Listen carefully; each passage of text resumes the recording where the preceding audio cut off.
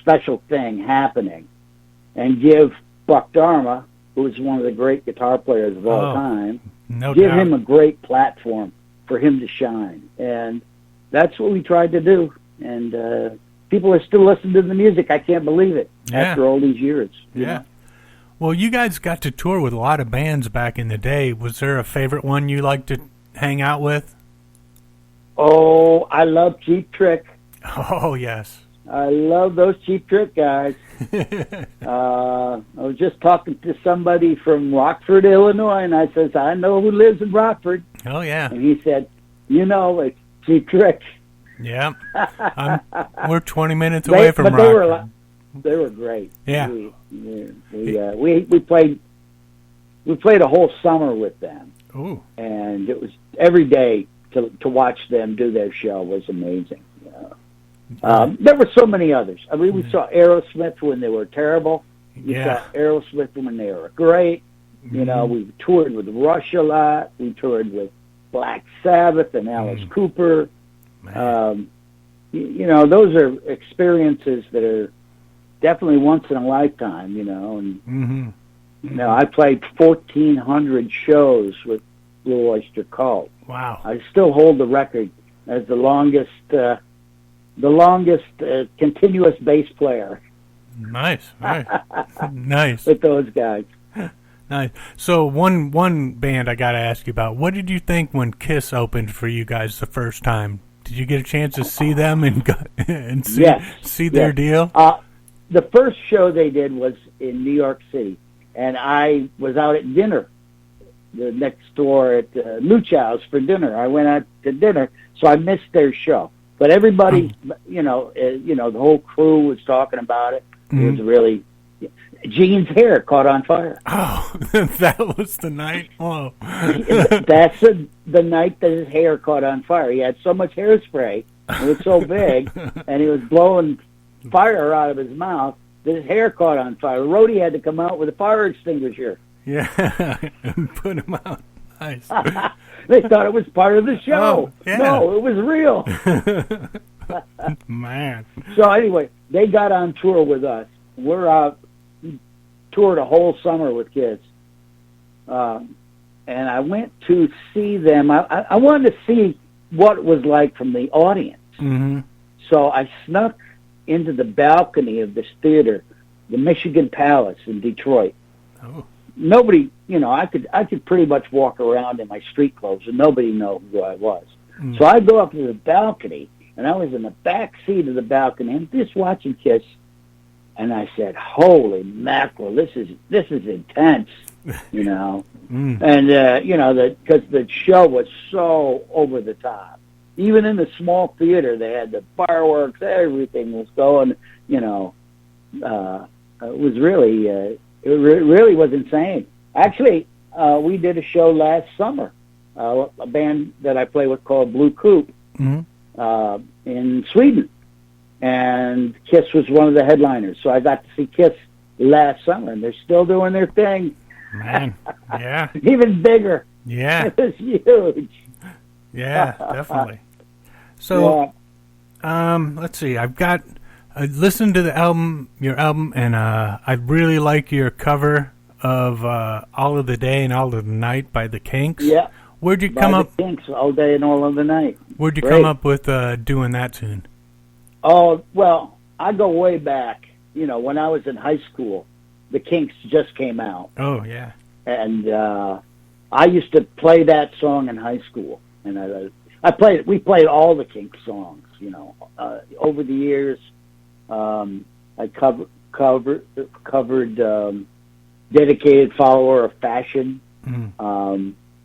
And some of those songs that Ray Davies has written are just so great. Oh, yeah. So I started playing an acoustic version of All Day and All of the Night. And, it started out nice, but once you start, you just have to rock it out hard because that's what the Kinks were all about. Mm-hmm. Back in the day, they were the punkiest of the British invasion bands, the hardest edge version of, even harder, much harder than than the Rolling Stones. Yeah, who were like a blues band. But there was something about the Kinks that really was magical. And so that was my tribute to Ray Davies and the Kinks, and I think it really came out great. Yeah, you know? Yeah, definitely. Yeah. Now, Don't Fear the Reaper's kind of become pretty famous just because of the cowbell and Saturday Night Live. And like I told you before, we use that. I use that question all the time. Now, yes. When you listen to, you hear it on the radio, or you hear it on a CD, or you hear MP3 of it, it's like that cowbell isn't out there. It isn't, the presence of it isn't as dramatic as it is like on the vinyl. Well, did you find that? Well, actually, I think it's the other way around. The vinyl, when they mastered the vinyl, you can hardly hear the cowbell at all.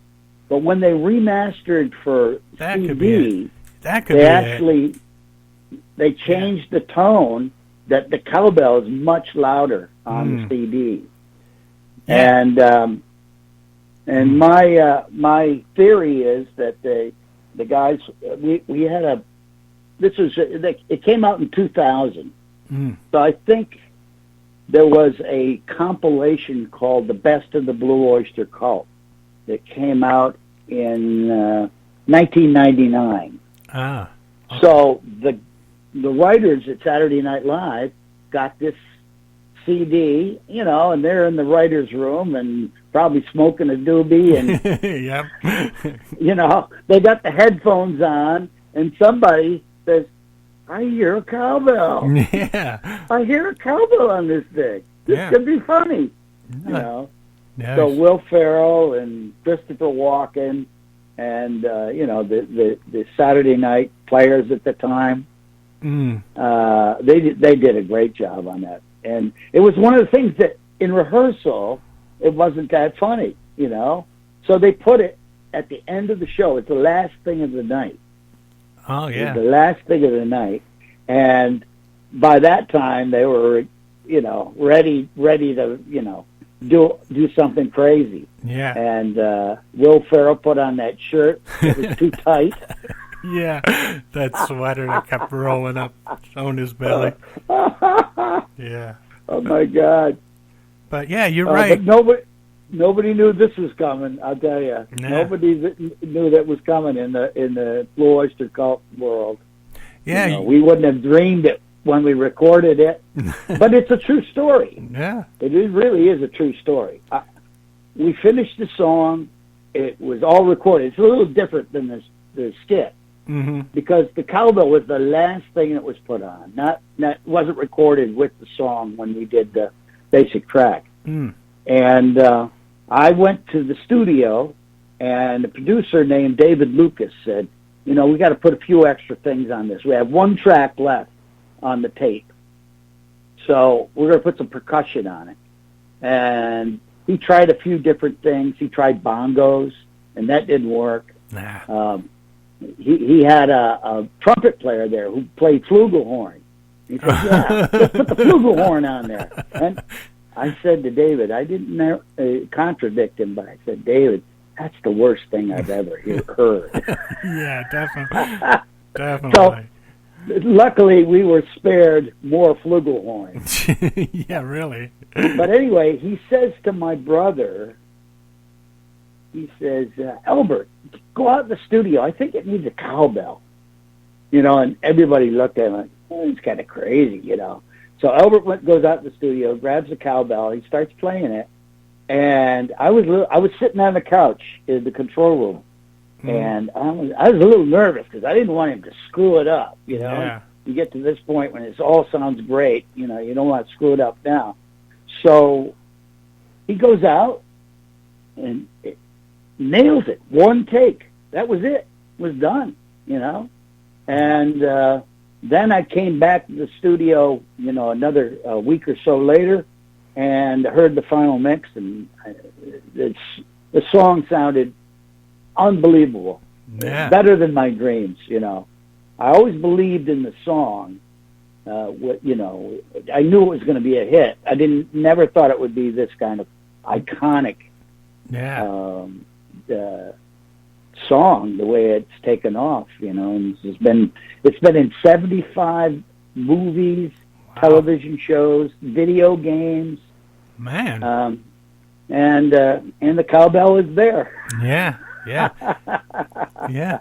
And you're right. Yeah. I didn't even know there was cowbell in that song until I saw that skit. Yeah. So it wasn't very pronounced on the vinyl. Okay. No, that does make sense. It's just something that when there was probably a lot of other stuff that you can't hear on the albums. We tried to put some little surprises here and there, and but that one is really taken off. It's great. Definitely. I love it. Well, Joe, it's been an honor talking to you, man. Seriously, I grew up on so many of those riffs, man. They're just part of me, part of my DNA. And so, where can people get a hold of this new release, The Strange Legends? It's on Deco Music, DEKO Music. Mm-hmm. If you go Deco Music, Joe Bouchard. Also, you can go to my website, which is Joe-Bouchard.com. And there will be a link to get the new CD. It won't be out until July 31st, but the single is out now, and I have another single coming out in a couple of weeks. Awesome. That is a really exciting one, a song called She's a Legend from the album. And the album will be officially out on July 31st. You can order a pre-order and get it ahead of time. I'm not sure how they're doing that, but they are doing it. So awesome. Yeah. Very cool. It'll be great. Well, it was an honor to have you on the show, Joe. Well, thank you so much. Great talking to you.